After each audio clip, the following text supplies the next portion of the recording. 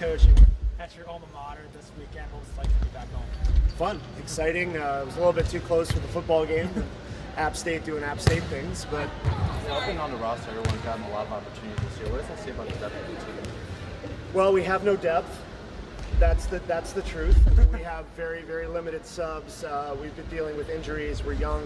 The flip side of it is that everyone matters. And to your point, like the point you're making is everyone has to be able to play and compete. So we talk about that all the time in training, of how important it is that everyone's ready to go. You guys can improve on before Big Ten play starts. The world. I mean, we have about 15,000 things we got to get better at. I mean, the truth about this group is they're a really good group of kids. They're not ultra competitive. I think the standards in practice have to be higher. What they desire out of this experience has to be more. You know, I don't have a lot of time in my life for part-time people, so it's got to be an all-in thing. And I think they're learning that and developing that. This isn't microwavable. It's a slow baking process that's going to take years. I think if you're going to school at Indiana, you're a pretty smart kid. You know, you didn't just arrive here. And I think if you lie to them and you tell them that you're going to win a Big Ten title or a national title, 5-6 months into my tenure, it's just a waste of everyone's time. So I'm not very patient as a human, and I'm one of the most competitive people you'll meet. But at the same time, you have to take, it's how to eat the elephant. It's a bite at a time. And so every single day it's a lot of coach speak and stuff that you hear and you're like, yeah, whatever.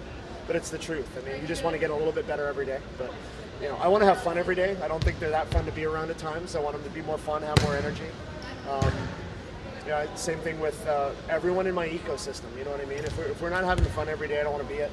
I don't want to do it. And so I'm urging them to be more competitive, have fun, not be afraid to lose. I mean, we're coming off a 1-19 season, right? Why would we be worried about losing? We should be playing free and have fun, and if you lose, it is what it is, and if you win, cool, and then on to the next one. So I'd like to develop more of a competitive mindset where we're just about the work every day. And, the media, parents, boyfriends, everyone will be worried about what the record is. I'm worried about can we do the skills and are we getting better? Yeah, I will say the town has been incredible. The students have been incredible.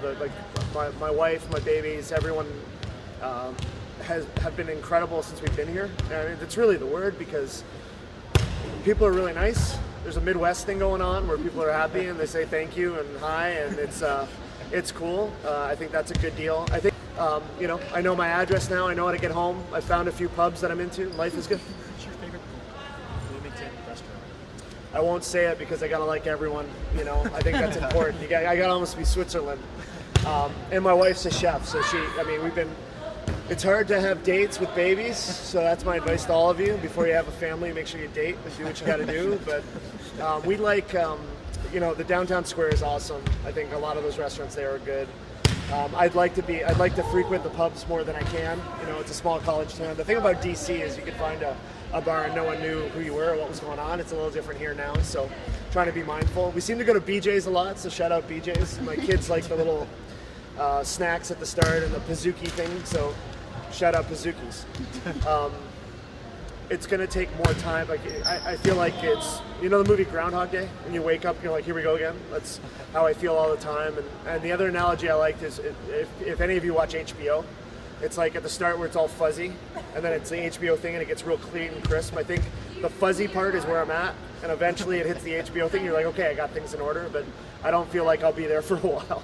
Might be months till I get there. So insert every coach speak thing possible here.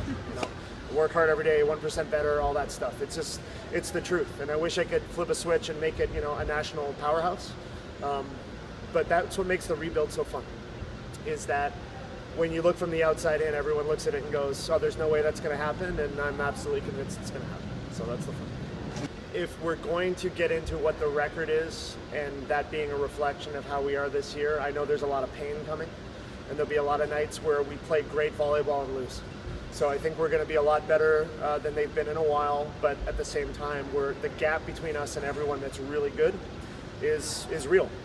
So I'm not going to celebrate if we have a pretty good preseason and we've won a bunch of matches, because I know the realities of having to play on the road 4 straight times at Penn State, Nebraska, Minnesota, Wisconsin. When you win, you celebrate like crazy because it's nice to get wins, and you've got to, I'm not afraid to win. I think every match you go into, you have an opportunity to win, but I'm also a realist. So I don't want to put the pressure on anyone around the program that I feel like we should pick off the number 2 team in the country on the road.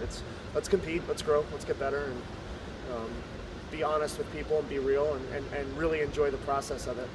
You know, was it you with the whole Philly thing? Was that the Philly thing? Yeah, I like the process.